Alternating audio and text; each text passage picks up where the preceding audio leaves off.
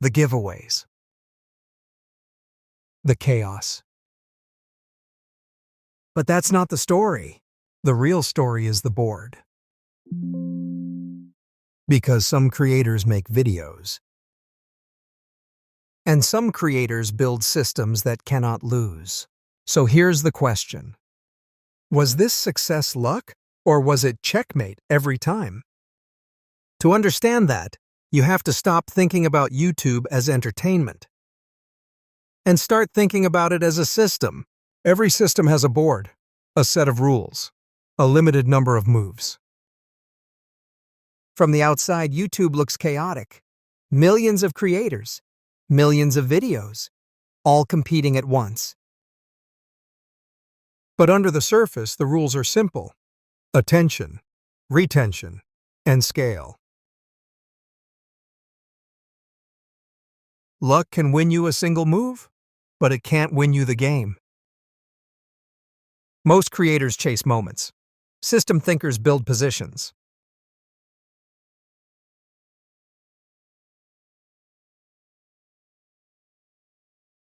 Once you understand the board, every move starts to make sense, including MrBeast's. Every game has an opening, and most players don't realize they're playing one. Before the stunts, before the money, there was experimentation. Testing what worked, testing what didn't, and paying attention to the results. Most creators chase views. He chased understanding. That's an advantage most people never build. Because once you understand the rules, you start seeing patterns everywhere. And patterns are what turn effort into leverage. Most creators write titles after the video. MrBeast designs the title and thumbnail first, before filming anything. Then he tests which ideas people can't ignore. Where people click determines who wins. The winning ideas were always the simplest. Here's what most people miss. MrBeast didn't change the rules because viewers already understood them. Instead, he increased the stakes. More money, more time, more pressure, so the same idea felt new every time. That's why the videos didn't get confusing. They got irresistible. Here's the part most creators never catch. When you increase the stakes, you don't just get more clicks, you get more commitment. People don't just watch longer because the prize is bigger. They watch longer because quitting feels more expensive. Time, money, and pressure stack on top of each other. And once that stack is tall enough, viewers stay to see who breaks first. Once the stakes cross a certain threshold, people stop watching casually. They commit. At that point, leaving early feels like losing something, even though they're not the ones playing. That's the moment a video stops being content and starts being a psychological contract. At a certain point, MrBeast stopped competing with other creators and started competing with himself. Once a creator reaches this level, there's only one thing that can kill them: repeating themselves. Viewer boredom equals failure. Every win becomes the new standard, and that standard becomes a trap. Because once liftoff happens, the only way forward is all the way to the moon. Copycats lose because they're playing dress-up.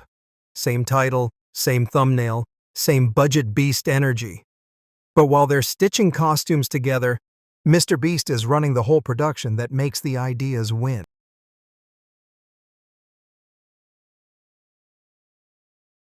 At this point, MrBeast stopped being a lone creator with a camera and became the CEO of a content factory. Not metaphorically, literally. He built a team big enough to run a TV network, but faster. Today, over 100 full-time staff work on every MrBeast video.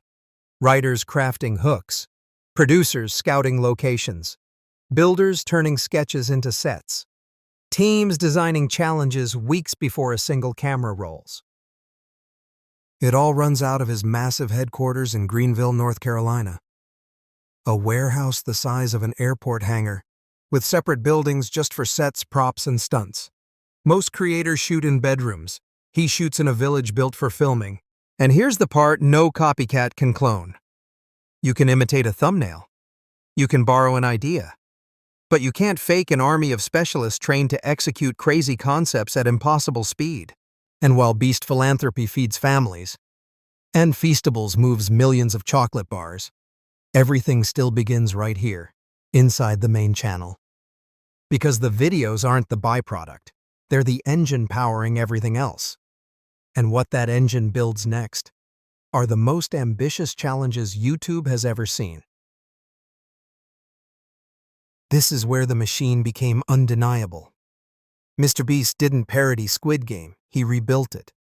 Hundreds of players, fully engineered sets, and a real prize that took fiction and turned it into reality. No YouTuber in history had ever attempted anything remotely close, because no one else had the infrastructure to even try. Then he built an entire chocolate factory. Not a soundstage, a fully engineered playground of candy rivers, edible rooms, and puzzle challenges. This wasn't content anymore. It was world building. A filmmaker spends years getting budget approvals for something like this. He just decided to do it, and his team built it from scratch. Sometimes the challenge wasn't building something huge. It was surviving the impossible, like being buried alive for 50 hours in a custom-engineered coffin rigged with lights, cameras, air systems, and safety protocols. The crazy part? Even the simplest idea requires a whole team of engineers, medics, and logistics experts to make it safe enough to film. Then came experiments at a scale no classroom, arena, or school could mimic. 100 boys versus 100 girls. Walls built, spaces divided, challenges designed, and social dynamics captured over days. YouTube wasn't supposed to fund sociology experiments, but when you build a world big enough, it becomes inevitable. And then there's the format that rewired the entire platform. Last to leave. A simple premise, executed at impossible scale. Tens of thousands of dollars, sometimes millions, riding on patience, sleep deprivation, and pure stubborn will.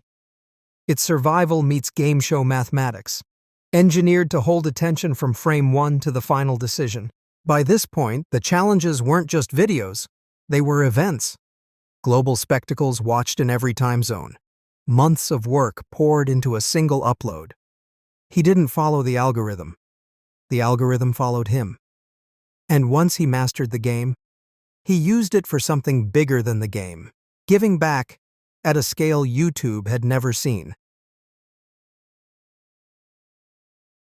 Giving my 40 million subscriber all 40 of these cars. Giving had always been a thread in his videos. Strangers winning cars, stores receiving rent, families getting life-changing money. But as the channel grew, those giveaways stopped looking like prizes and started looking like relief. What began as viral generosity evolved into structured aid.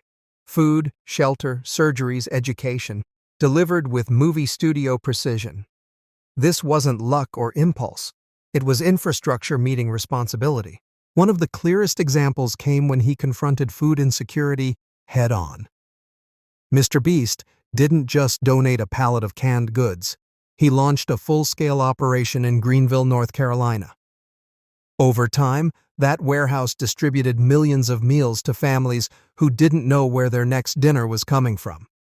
And when local demand wasn't enough to consume the supplies, he expanded, shipping truckloads to food banks across the country. Not a publicity stunt.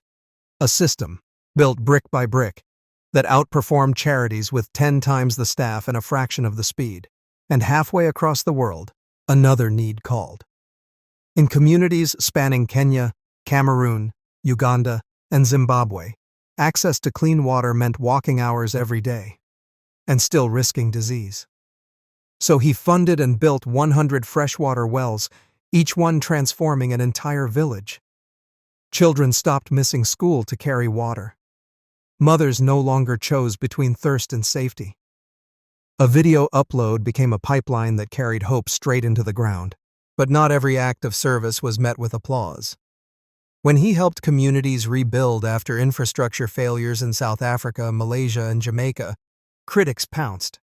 They argued he was making governments look bad, white knighting, or interfering with policy. They took issue not with what he did, but that a YouTuber could accomplish what systems with billions in funding failed to do. And while talking heads debated ethics, his team drilled another well, repaired another home, stocked another pantry. He stayed focused on outcomes, not outrage. And when you zoom all the way out, the story stops being about thumbnails, titles, and mid-roll ads. It becomes about a kid from North Carolina who figured out how to bend the most powerful platform in the world toward people who needed it most.